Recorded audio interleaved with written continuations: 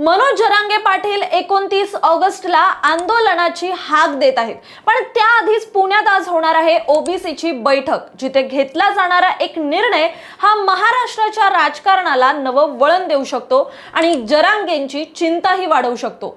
नेमकं काय चाललंय आणि ओबीसी समाज आता कोणती मोठी घोषणा करणार आहे, सगळं काही सविस्तर जाणून घेणार आहोत या व्हिडिओच्या माध्यमातून। त्यामुळे व्हिडिओ शेवटपर्यंत पहा आणि अजूनही आमच्या चॅनलला जर तुम्ही सबस्क्राइब केलं नसेल तर लगेच करा। नमस्कार, मी सेजल तांबे आणि तुम्ही पाहत आहात प्राइम टाइम महाराष्ट्र। मराठा आरक्षणाचा मुद्दा पुन्हा एकदा महाराष्ट्राच्या राजकारणाच्या केंद्रस्थानी आला आहे। मराठा समाजाला देण्यात आलेली कुणबी प्रमाणपत्र ही रद्द केली जात असल्याचा आरोप मराठा आरक्षण आंदोलनाचे नेते मनोज जरांगे पाटील यांच्याकडून करण्यात आलाय। या मुद्द्यावरून जरांगे पाटील पुन्हा एकदा आक्रमक झाले असून येत्या 29 ऑगस्ट पासून अंतरवाली सराटी येथे आंदोलन सुरू करण्याची घोषणा त्यांनी केली आहे। त्यामुळे आता पुन्हा एकदा मराठा आरक्षणाचा मुद्दा तापण्याची शक्यता व्यक्त केली जाते। विशेष म्हणजे या आंदोलनासाठी मोठ्या संख्येने मराठा बांधवांनी अंतरवाली सराटीमध्ये यावं असं आवाहनही जरांगेंकडून देण्यात आलंय। त्यामुळे हे आंदोलन आता जास्त आणखीन पेटलं जाणार का, मोठं होणार का, हे पाहण्यासारखं असेल। गेल्या काही दिवसांपासून मनोज जरांगे पाटील मराठा समाजातील नागरिकांच्या भेटीगाठी घेत आहेत।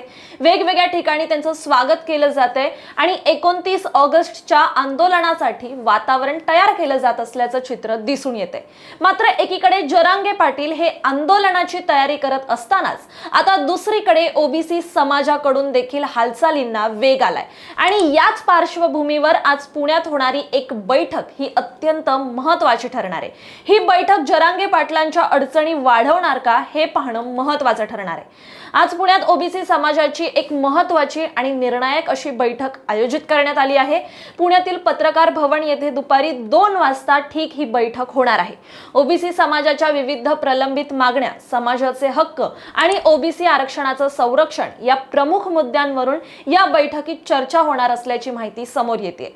विशेष म्हणजे पुढील काही काळात ओबीसी समाजाने कोणती भूमिका घ्यायची, आंदोलन करायचं का, केलं तर त्याची दिशा काय असणार, यावरही या बैठकीत चर्चा होण्याची शक्यता आहे। या बैठकीला ओबीसी नेते लक्ष्मण हाके, मंगेश ससाणे आणि नवनाथ वाघमारे मार्गदर्शन करणार आहेत। त्यामुळे या बैठकीकडे संपूर्ण महाराष्ट्राचं लक्ष लागून आहे। कारण मराठा आरक्षणाच्या मुद्द्यावर एकीकडे जरांगे पाटील हे आंदोलनाची तयारी करत असताना आता ओबीसी समाजाकडून देखील आपल्या आरक्षणाच्या संरक्षणासाठी एक मोठं पाऊल उचललं जाण्याची शक्यता आहे किंवा चित्र आपल्याला सध्या दिसून येते। इथे एक गोष्ट समजून घेणं ही फार महत्त्वाची आहे, ती म्हणजे मराठा समाजाला कुणबी प्रमाणपत्र मिळाल्यानंतर ओबीसी आरक्षणाचा प्रश्न हा निर्माण होतो, अशी भूमिका या ठिकाणी ओबीसी समाजातील काही नेत्यांकडून सातत्याने मांडली जात आहे। यांच्यामध्ये ओबीसी समाजाला मिळणाऱ्या आरक्षणावर कोणताही परिणाम होऊ नये आणि सध्याचं आरक्षण हे सुरक्षित राहावं, त्यामुळे मराठा आरक्षणाच्या मागणींसोबतच ओबीसी आरक्षणाच्या संरक्षणाचा मुद्दाही आता जोर धरताना इकडे दिसून येतोय।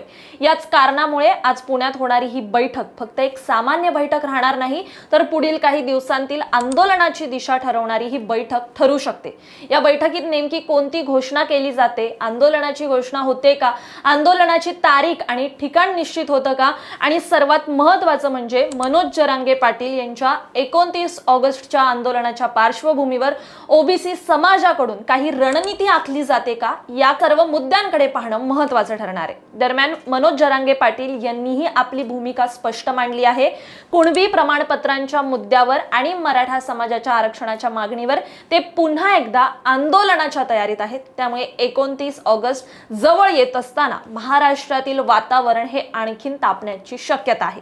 विशेष म्हणजे या सगळ्या घडामोडींचा परिणाम केवळ मराठा आणि ओबीसी समाजापुरता मर्यादित राहणार नाहीये, तर आरक्षणाचा प्रश्न हा महाराष्ट्रातील एक अत्यंत संवेदनशील आणि मोठा सामाजिक मुद्दा आहे। त्यामुळे या दोन्ही समाजांच्या भूमिका काय असणार आहेत, सरकार त्यावर काय निर्णय घेईल आणि पुढे आंदोलनाचं स्वरूप काय असेल, किंवा सरकार हे आंदोलन होण्याआधीच थांबवणार का, हे पाहणं अत्यंत महत्त्वाचं ठरणार आहे। आता आता सगळ्यांच्या नजरा या दोन महत्त्वाच्या गोष्टींकडे आहेत। पहिली ती म्हणजे मनोज जरांगे पाटील यांच्याकडून 29 ऑगस्टला केलं जाणारं आंदोलन, नेतृत्वाखाली होणारं ते आंदोलन, आणि दुसरी म्हणजे आज पुण्यात होणाऱ्या ओबीसी समाजाच्या बैठकीत होणारा निर्णय। या बैठकीतून जर मोठ्या आंदोलनाची घोषणा झाली तर महाराष्ट्रात आरक्षणाच्या मुद्द्यावर पुन्हा एकदा मोठा संघर्ष उभा राहण्याची शक्यता आहे, हे निश्चित आहे। म्हणूनच आजची ही बैठक आणि त्यानंतर होणाऱ्या घोषणा अत्यंत महत्त्वाच्या ठरणार आहेत। एकीकडे जरांगे पाटील आंदोलनासाठी मैदानात उतरण्याची तयारी करतायत, तर दुसरीकडे ओबीसी नेतेही आपल्या समाजाच्या आरक्षणाच्या संरक्षणासाठी पुढची भूमिका ठरवणार आहेत। तुम्हाला जरांगेंच्या आंदोलनाबाबत काय वाटतं आणि ओबीसीच्या आजच्या बैठकीबाबत काय वाटतं? तुमचं मत, तुमच्या प्रतिक्रिया आम्हाला कमेंट बॉक्समध्ये नक्की सांगा।